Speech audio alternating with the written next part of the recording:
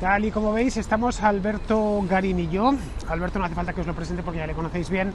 Estamos en el acceso norte al Museo del Prado, en la Puerta de Goya exactamente, y os hemos traído hasta aquí porque desde aquí mismo os queremos dar noticia de la contrahistoria de mañana, que va a hablar de un edificio que hubo aquí hace no mucho tiempo, pues menos de 200 años, y del cual quedan apenas 3 edificios.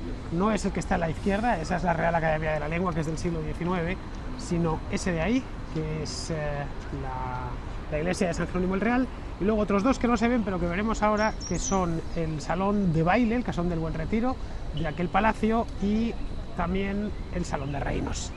Bien, Alberto, nos hemos venido al lugar donde estaba el Palacio del Buen Retiro. Nos hemos venido al lugar donde en su día estuvo el palacio más grande de la Europa del siglo XVII, que era el Palacio del Buen Retiro, que en efecto comenzaba donde hoy vemos la iglesia de los Jerónimos, y que a partir de ahí, en este altozano donde terminaba el arroyo de los Jerónimos, llegaba hasta la calle Alcalá, Que está bastante lejos de aquí. que está a 5 manzanas de aquí.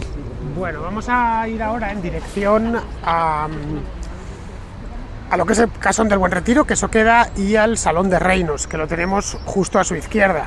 El Museo del Prado, que está a nuestra derecha. Este de aquí es un edificio posterior, ya de finales del siglo XVIII, que hizo Juan de Villanueva, aunque luego se fue ampliando con el tiempo. La última ampliación es un destrozo que tenemos ahí, que ahora os lo voy a mostrar, para que si sois sensible, taparos los ojos, os lo advierto ya, porque es un error que hizo un desgraciado llamado Rafael Moneo.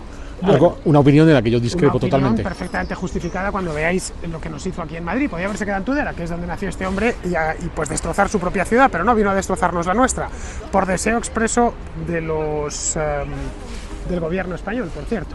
Bueno, pero no estamos aquí para hablar del Museo del Prado, del que ya os hablé en su momento en la contrahistoria, cuando se cumplió su segundo centenario, desde que abrió, que fue en 1819, sino para hablar del Palacio del Buen Retiro. Así que lo suyo, Alberto, es que vayamos caminando, subamos este altozano del que nos habías hablado antes, que es donde estaba el palacio, del que hoy apenas queda nada.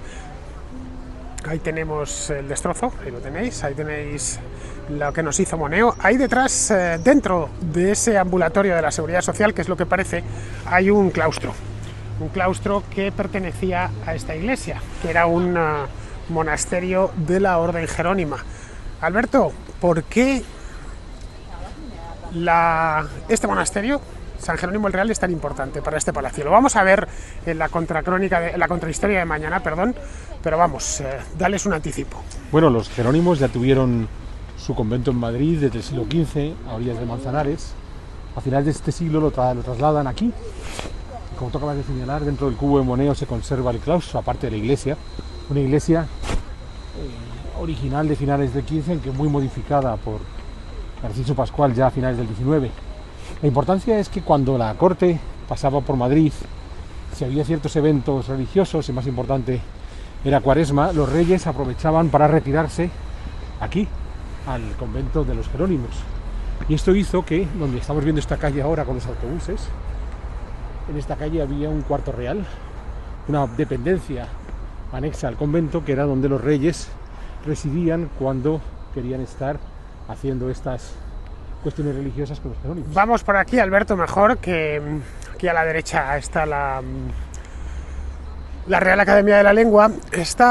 Aquí siempre hay obras, ya sabéis eso que dijo Danny De Vito en cierta ocasión, el actor, que vino a Madrid, había venido otras veces, y un periodista le preguntó que qué le parecía Madrid, y dijo, bueno, pues está todo lleno de agujeros, así que deben estar buscando un tesoro. Cuando encuentren el tesoro, que me avisen. Pero bueno, como veis, no ha cambiado mucho. Mi abuelo, que era taxista aquí en Madrid y que conocía bien la ciudad, también él era consciente que siempre estaba en obras, y su frase preferida era: cuando terminen va a quedar bien bonito. Cuando terminen, no terminan nunca. Madrid es una ciudad en constante construcción, y aquí, esto es la calle Felipe IV, y aquí tenemos a ver si da la vuelta a esto ahora. Aquí estaríamos en el interior del palacio ya. Esto sería el palacio, porque la crujía delantera le habría quedado en esas espaldas. Esto sería uno de los patios. Uno de los patios, el eso principal, es. De hecho. Y entonces, el casón que estamos viendo ahí enfrente, con esa fachada de finales del 19 ya de Velázquez Bosco, ahí habría terminado ese patio, ahí habría otra nueva crujía, y el casón era una prolongación que salía de esa crujía. La hacia los crujía jardines. estaba donde está la estatua de María Cristina de Eso es, Borbón. a derecha e izquierda. Sí, de derecha a izquierda. Y a la izquierda queda el otro resto del Palacio del Buen Retiro. Este de manera mucho más fiel a como fue en su momento. Eso es, el salón. Ese es el Salón de Reinos, que durante mucho tiempo fue el Museo del Ejército. Tuvo, no sé, 150 años, más de 150 años. Sí, hasta hasta que se trasladó a Toledo. Efectivamente, ahí tenéis el Casón del Buen Retiro. Y ahora lo que vamos a hacer es dar la vuelta, bueno, por esa parte de ahí exactamente. Vamos a dar la vuelta para que veáis la fachada principal del Salón de Reinos, que es mucho más bonita que esta de este lado. Esta es la fachada principal del Salón de Reinos, que permanece cerrado pues tranquilamente desde hace más de 10 años, desde que se llevaron a Toledo el Museo del Ejército, y esto sí que se parece a lo que fue el Palacio del Buen Retiro. Alberto? Totalmente, o sea, es cierto que ha sufrido unas cuantas reformas. El ladrillo que estamos viendo ahora no es el ladrillo original, hay un revoco con el ladrillo pintado, el ladrillo original está por debajo de ese revoco, probablemente las cubiertas amansardadas también sean posteriores a la estructura del siglo XVII. Lo más llamativo son las torres de las esquinas, con esos tejados de pizarra, esas pirámides alargadas que se conocen como chapiteles. Estamos ante el modelo que podemos recordar fácilmente del Escorial y que se hizo tan habitual en la arquitectura madrileña de principios del XVII. O sea, esto es un hijo de esa arquitectura madrileña. Entonces, si tenemos en memoria otros edificios como el Ministerio de Asuntos Exteriores o Capitanía General en la calle Mayor, están en esta solución. El gran prisma con torres en los ángulos rematadas con chapiteles de pizarra. Entonces, hay que pensar que lo que estamos viendo es una de las crujías de ese patio principal que se desarrollaba desde este punto hasta los Jerónimos, y desde este punto hacia nuestra espalda se desarrollaba el segundo gran patio de este conjunto, y pasado ese segundo gran patio cerrado comenzaban los jardines, bien.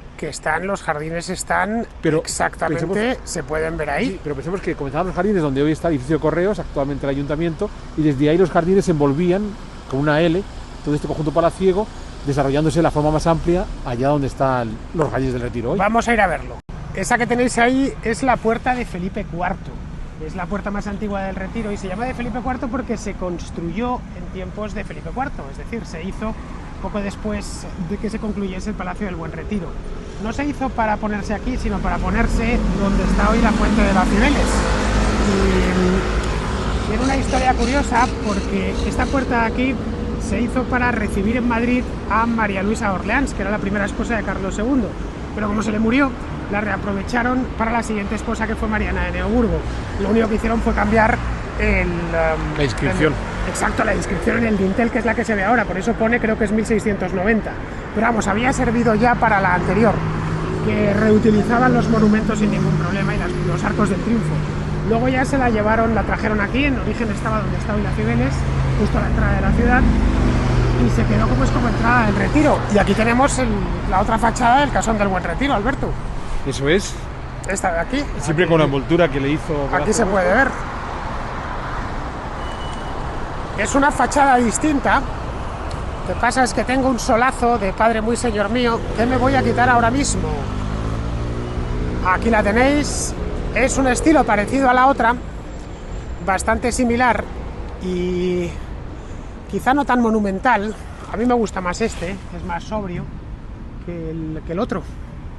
Bueno, que le puso unas columnas gigantescas, son órdenes jónicos en los dos casos. Hombre, es que allí tenía que salvar el desnivel. Claro. Entonces lo tenía más complicado. Y era más llamativo. Pues este es el Casón del Buen Retiro, forma parte del Museo del Prado, es donde está su centro de estudios. Y esto es todo lo que queda de aquel palacio, lo que hemos visto. La iglesia de San Jerónimo. Con su claustro. Con su claustro, que el claustro no hemos podido verlo porque un desgraciado de Tudela llamado Rafael Moneo nos lo tapó con un edificio. Bueno, no se podía ver. Comisaría. No se podía ver desde fuera, cuando uno entra al Prado lo puede ver. Se podía ver desde abajo, se veía muy bien antiguamente. Luego tenemos el Casón del Buen Retiro, tenemos el Salón de Reinos y tenemos lo que está a mi espalda. Y sobre todo el parque. Y el parque.